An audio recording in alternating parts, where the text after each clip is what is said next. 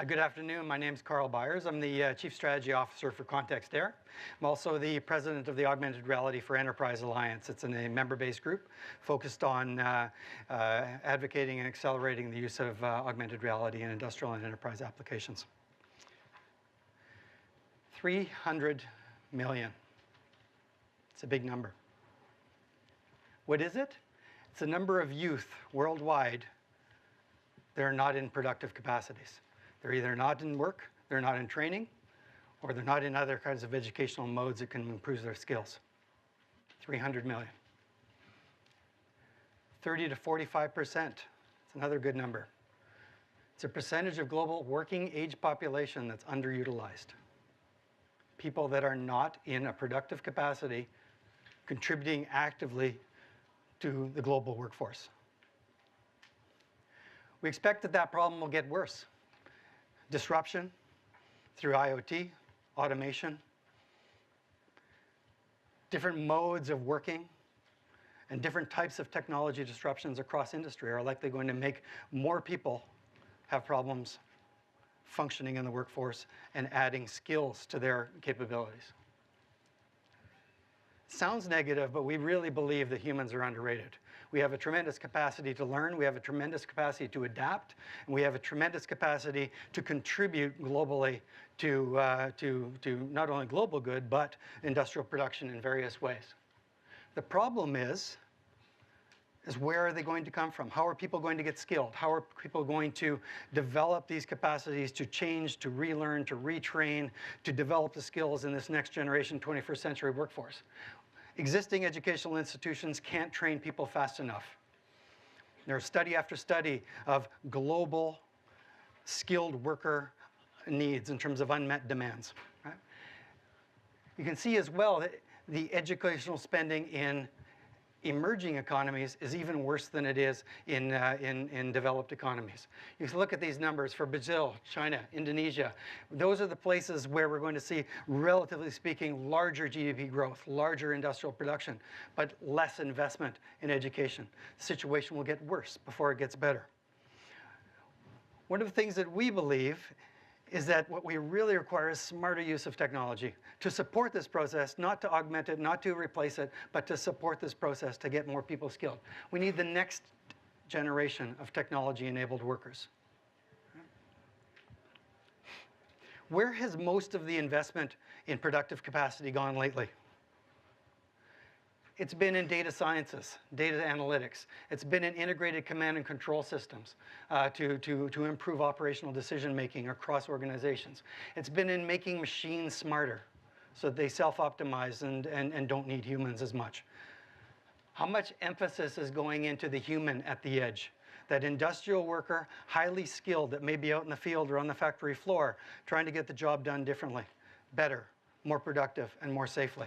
I'd argue this is where the need exists, to bring those 300 million youth into the workforce, as well as to improve the productive capacity across the board. So let's talk about the augmented worker. I'm not talking just AR from the point of view of visual, because that is obviously where we've been putting a lot of our work, glasses, see-through tablets, all that type of thing. We've also been emphasizing augmentations from an auditory point of view, and that's starting to develop more and more. And we also have work being developed, obviously, in haptics and touch, as well as other kind of sensory integrations of augmentations to support an individual's understanding of the world around them and how they can interact with that world to improve their production. But most of that, I'd argue, is focused on this, getting the right information the right way. Much more of an HCI problem, a human-computer interface or human-machine interface problem. It's not necessarily getting the right information for the right purpose. Right? Enter machine learning. Machine learning used well across the board in the context of an industrial worker, a field-based industrial worker, allows constant adaptive contextual relevance to the information that may be presented that worker. People change over time, work changes over time, equipment information changes over time. Machine learning used productively can actually adapt to that, and algorithms can determine what I give to somebody effectively. So when you combine machine learning with augmented reality, magic can truly happen in terms of enabling a worker to be smarter, more productive, and more safe. With the combination of ML and AR, you actually can get the right information at the right time in the right way. My context changes over time. I may perform differently next week than this week.